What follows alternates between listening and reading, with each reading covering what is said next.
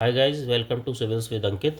And as you know, we are doing daily case study based question in ethics which have a weightage of 100 marks in your UPSC and UPPSC mains, right? And हम चार type की case study कर चुके हैं। Public sphere, हमने आपको पढ़ाया private sphere case study. इन दोनों के अभी मैंने आपको कीवर्ड्स बताए हैं, ठीक है। एक case study based on personal consequences and applied ethics based. तो इन दोनों के केस स्टडी के साथ में हम कीवर्ड करने वाले हैं, जो कि काफ़ी कम है, ठीक है। हम बार बार कीवर्ड्स को रिपीट नहीं करेंगे।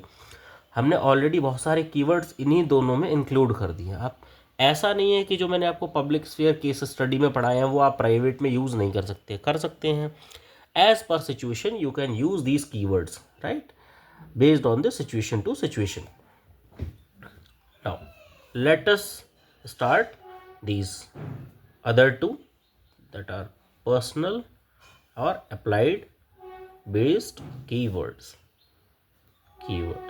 आप देखेंगे कि फर्दर हम बहुत सारे क्वेश्चन करने वाले हैं केस स्टडी के, और इनके बिना आप सोच नहीं सकते, और इनके साथ में आपके लिए केक वॉक बन जाती है वो केस स्टडी, ठीक है। तो फर्स्ट हमारा इसमें कीवर्ड है, that is moral intuition and reasoning, ठीक है। एक सिविल सर्वेंट की बहुत रिक्वायर्ड क्वालिटी है कि उसके साथ में मॉरल इंट्यूशन और मॉरल रीजनिंग होनी चाहिए।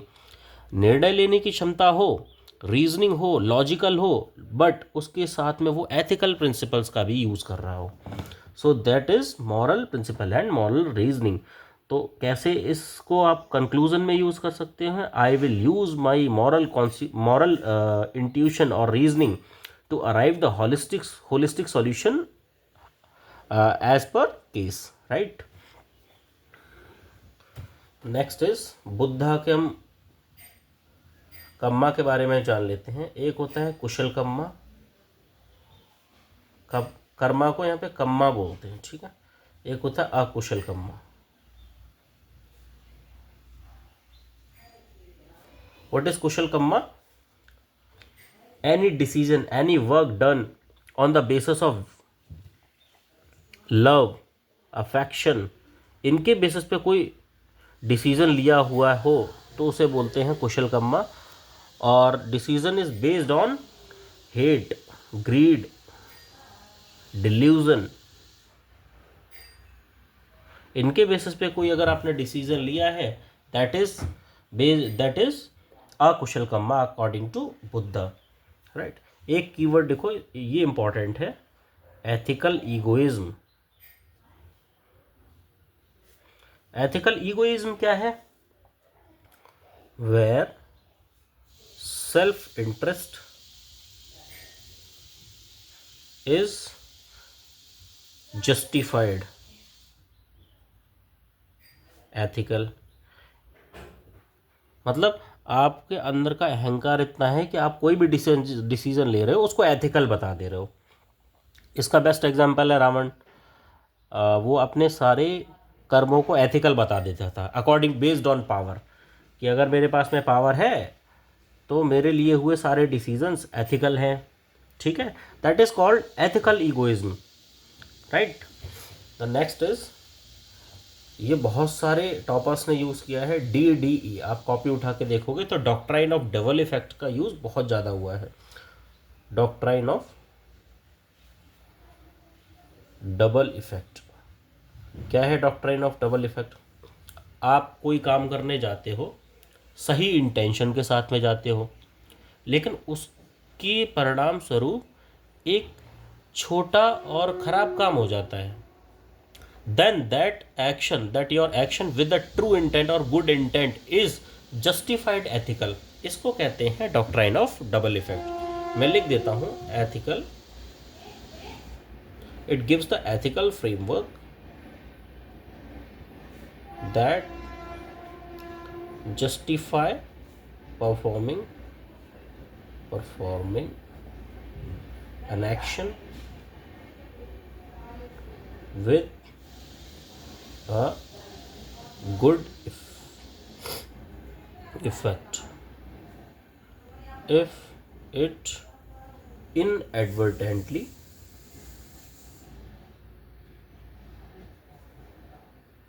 causes a bad effect।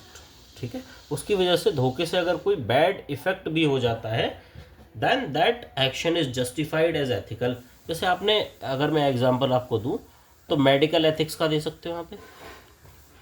कैसे कि डॉक्टर आपको मॉर्फिन का इंजेक्शन देते हैं आपके पेन को कम करने के लिए, लेकिन वो साइड इफ़ेक्ट भी करता है। बहुत सारी मेडिसिन्स देते हैं, वो क्यों देते हैं? वो गुड इंटेंट के साथ देते हैं कि आपका पेन कम हो या फिर आपकी समस्या रेक्टिफाई हो जाए, लेकिन उसकी वजह से अदर ऑर्गन्स पे भी इफ़ेक्ट पड़ना, जो कि नेगेटिव इम्पैक्ट पड़ता है अदर ऑर्गन्स पे भी, तो क्या इसकी वजह से वो दवा नहीं देंगे? उनको दवा देनी ही पड़ेगी। So this, in this case study, they are following doctrine of double effect.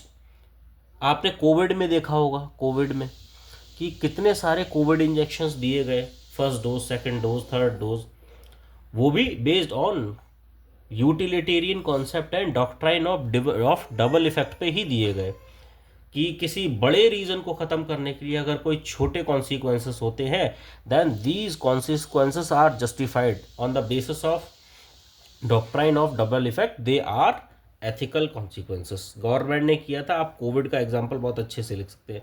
या फिर कोई मिलिट्री एथिक्स में आप डाल सकते हैं कि भाई किसी दूसरे दुश्मन का हमारी मिलिट्री को उसके जो ठिकाना उसको तबाह करना है, ठीक है, तो जनता की रक्षा के लिए या सिविलियंस की रक्षा के लिए army doctrine of double effect को फॉलो करती है। ठीक है, नेक्स्ट इज कार्डिनल वर्च्यू। मैंने आपको बताया था कि मैं आपको कार्डिनल वर्च्यू बताऊंगा आगे, और इनका यूज़ आप काफ़ी जगह कर सकते हैं। आप इसकी ट्रिक बना लीजिए, PFJT। PFJT,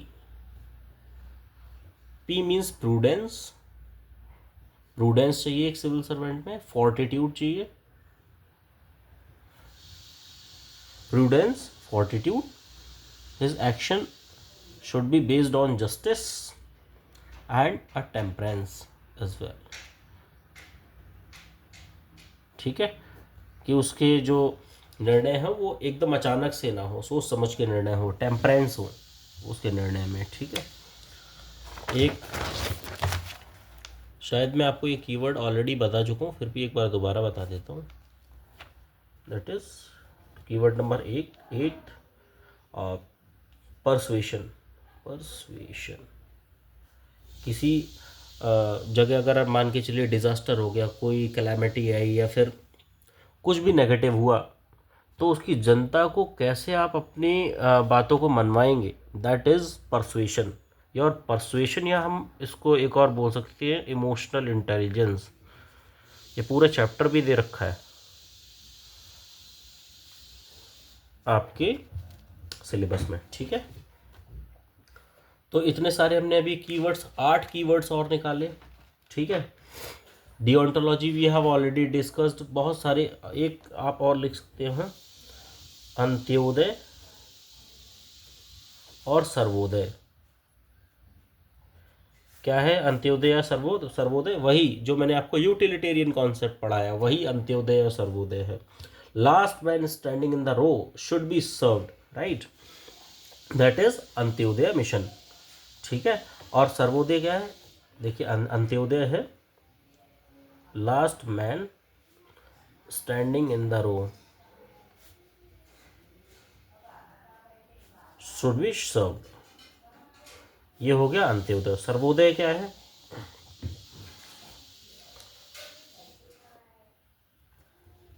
सर्वोदय है many people will be affected if correct measures not taken।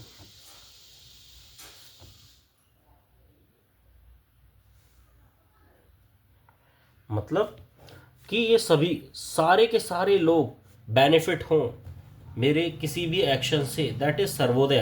Antyodaya is last man standing in the row is served, एक ऐसा डिसीजन जो लास्ट में खड़े हुए आदमी को भी बेनिफिट कर दे, उसे कहते हैं अंत्योदय। बहुत सारी स्कीम्स आती हैं अंत्योदय योजना की, कोई भी आप स्कीम उठाइए, गवर्नमेंट इस चीज़ को, अंत्योदय कॉन्सेप्ट को ही फॉलो करके उस पॉलिसी को बना रही होती है। ठीक है, एक चाहे तो आप लिख सकते हैं सॉक्रेट आइडियल मैन, सॉक्रेट आइडियल मैन। जो PSIR के स्टूडेंट है वो आसानी से समझ सकते हैं कि सॉक्रेट ने आइडियल मैन के लिए क्या बोला था। सॉक्रेट ने बोला it does not recon whether your course of action jeopardize you.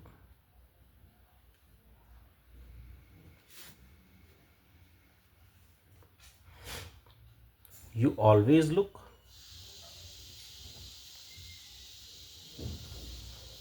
whether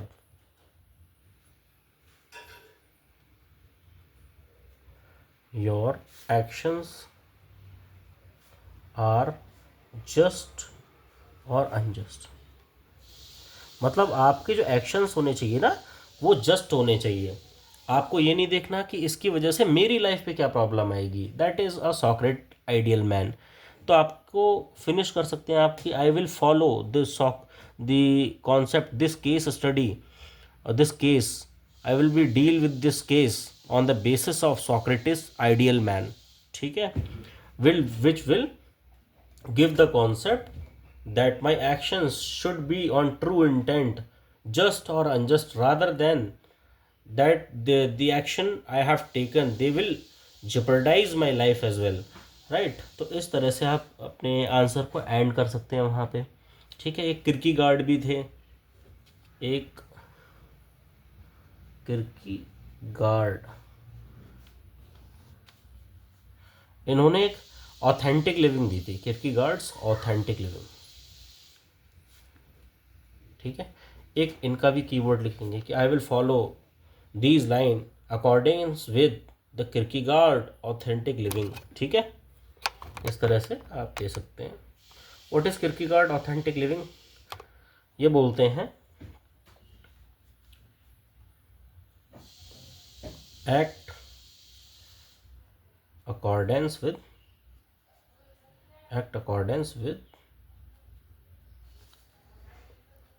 one's true self and inner convictions। मतलब आपको अपने इनर कन्विक्शंस के अकॉर्डिंग किसी भी सिचुएशंस को डील करना है, आपको अपने कंसाइंस बेस्ड डिसीजंस लेने हैं। ठीक है, ही believe acting in accordance with conscience inner convictions, इसके अकॉर्डिंग आप एक्शन ले सकते हैं। अभी तक मैंने ये यूज़ नहीं किया है, आप चाहो तो यूज़ कर सकते हो। बहुत अच्छा कीवर्ड है किरकीगार्ड्स ऑथेंटिक लिविंग।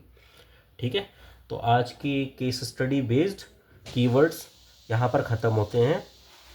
फर्दर हम क्या करने वाले हैं, फर्दर हम अब केस स्टडी करेंगे, केस टू केस सारी केस स्टडी को एक एक करके पहले फिनिश करेंगे। ठीक है, फिर बाद में 2024 की करेंगे। Then we will again start our answer writing, 10 marks, 20 marks, 15 marks, right. Now आज के लिए इतना ही।